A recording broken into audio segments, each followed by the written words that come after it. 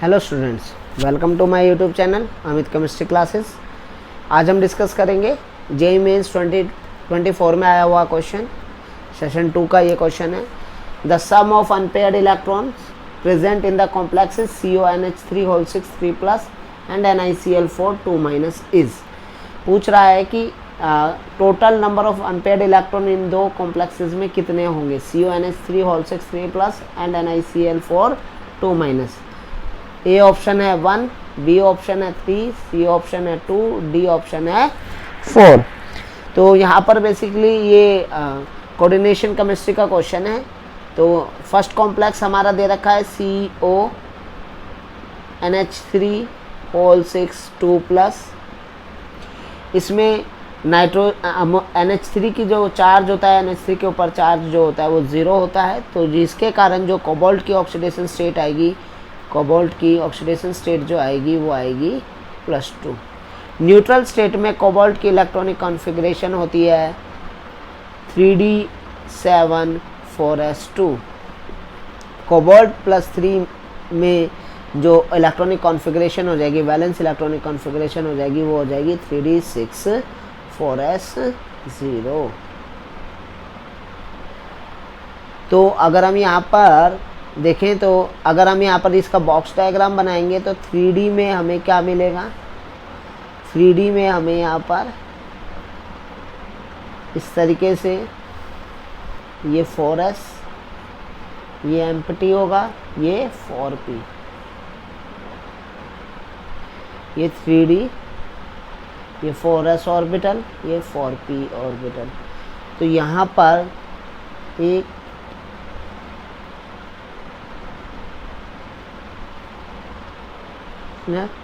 जो कि NH3, since NH3 is a strong field ligand, NH3 क्या है, एक स्ट्रॉन्ग फील्ड लिगेंड है, तो ये यहाँ पर क्या करा देगा, पेयरिंग करा देगा।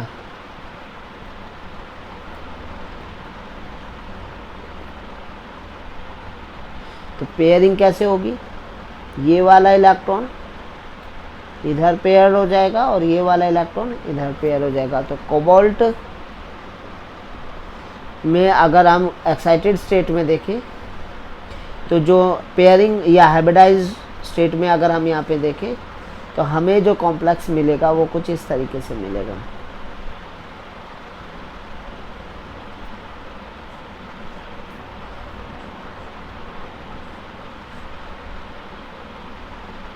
तो बेसिकली यहाँ पर जो हाइब्रिडाइजेशन हो जाएगी वो हो जाएगी D2sp3। तो यहाँ पर सारे इलेक्ट्रॉन पेयर्ड हो गए हैं, तो यहाँ पर कोई इलेक्ट्रॉन अनपेयर्ड नहीं है। So in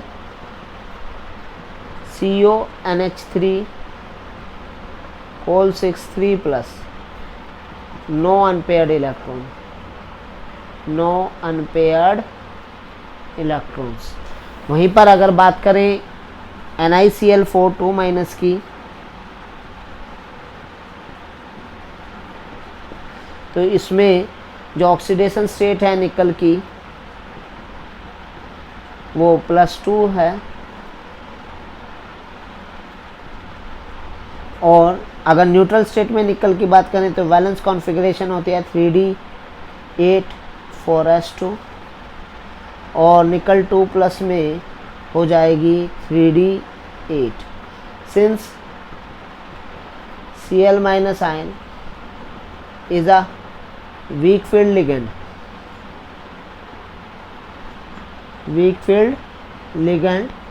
so no pairing will take place। so यहाँ पर कोई पेयरिंग नहीं होगी।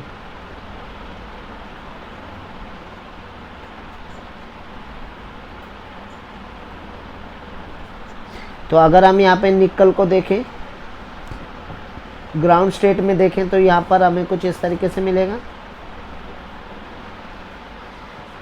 4s 4p। ये हमारा 3D हो गया, ये हमारा 4s ऑर्बिटल हो गया, ये हमारा 4p हो गया।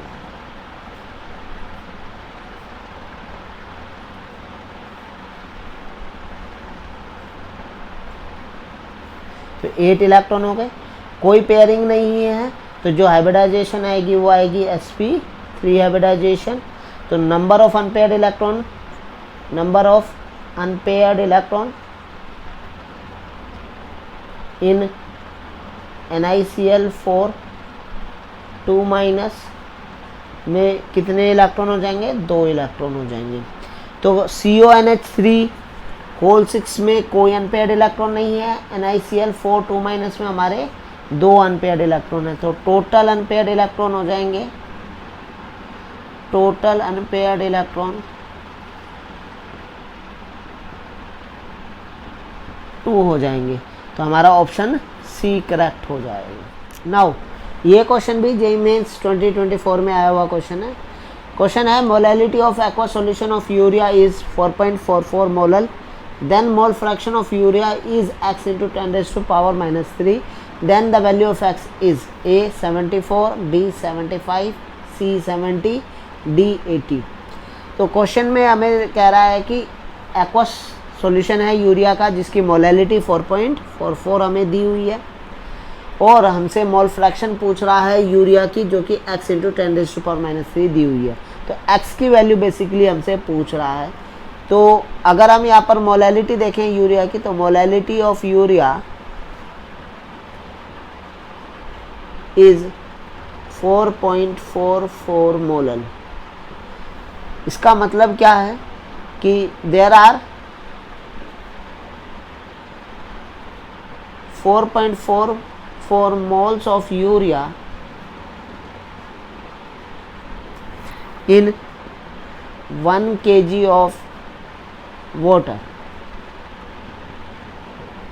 तो 1 kg ऑफ वाटर में 4.44 हमारे मोल्स हैं यूरिया के।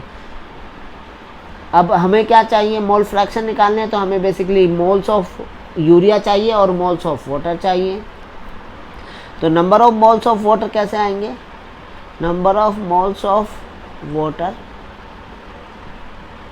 Equal to given mass upon molar mass. तो गिवन मास है 1 kg मीन्स 1000 ग्राम और मोलर मास वाटर का होता है 18 ग्राम पर मोल। इसको सॉल्व करेंगे तो ये आएगा 55.55 मोल्स। तो हमारे पास वाटर के मोल्स आ गए, हमारे पास यूरिया के मोल्स आ गए। तो मोल फ्रैक्शन काई of urea is equal two moles of urea plus number of moles of urea plus number of moles of water. Urea के मोल्स हैं 4.44 और टोटल जो मोल्स हो जाएंगे 4.44 प्लस 55.55, यह आएगा 4.44 डिवाइड बाय 59.94। इसको सोल्व करेंगे, ये आएगा 0.0747 समथिंग। तो हमारे पास मोल फ्रैक्शन आ गई यूरिया की इतनी।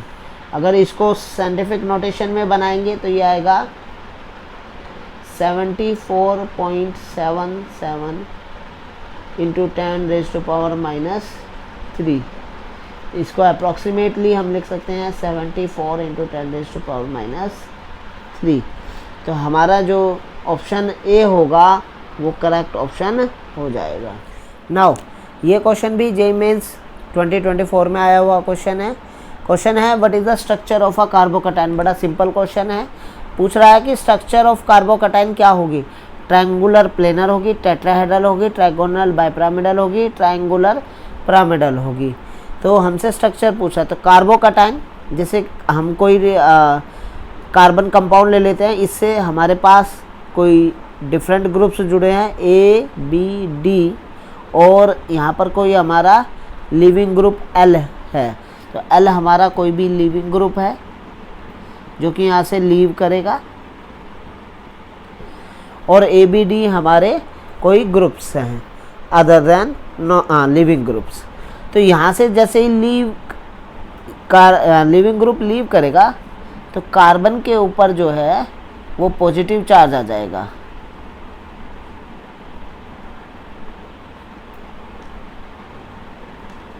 और कार्बन के ऊपर जैसे ही पॉजिटिव चार्ज आ जाएगा, यहाँ पर जब ये टेट्राहेड्रल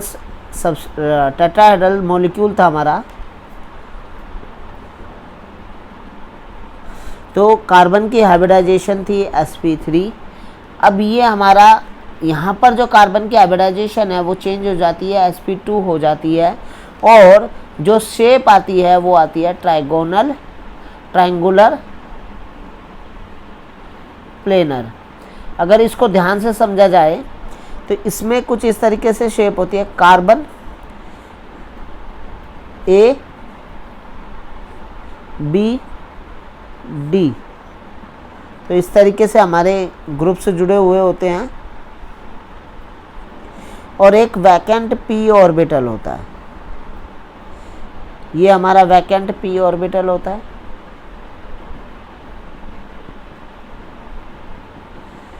और अगर हम यहाँ पे ध्यान से देखें तो हमारा एक ट्रायंगल बनता है। ये जो बॉन्ड एंगल यहाँ पर बनता है ये 120 डिग्री का होता है। कार्बन के ऊपर यहाँ पर पॉजिटिव चार्ज होता है, वैकेंट p ऑर्बिटल होता है। ये p orbital, this p orbital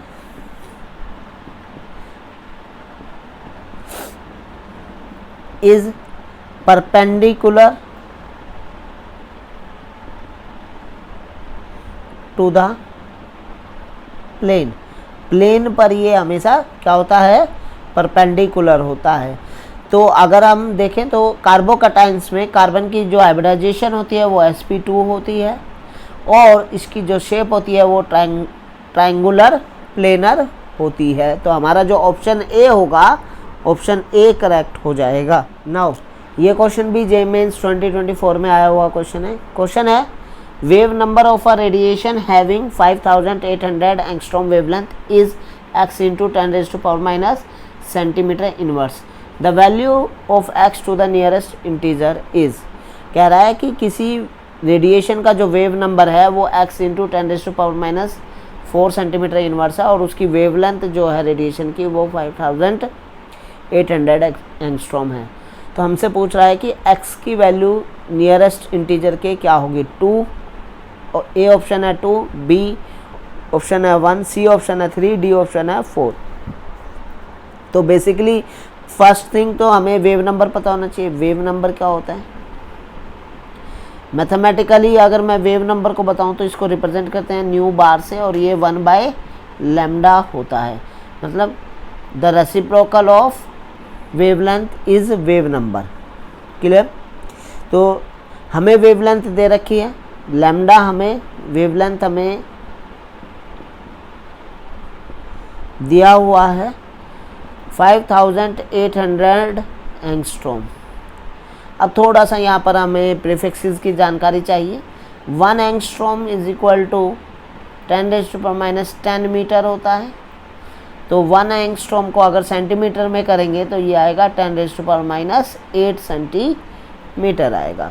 तो यहाँ पर सेंटीमीटर में इसको चेंज करेंगे, 5800 इंटू 10⁻⁻8 सेंटीमीटर, ये आ जाएगा।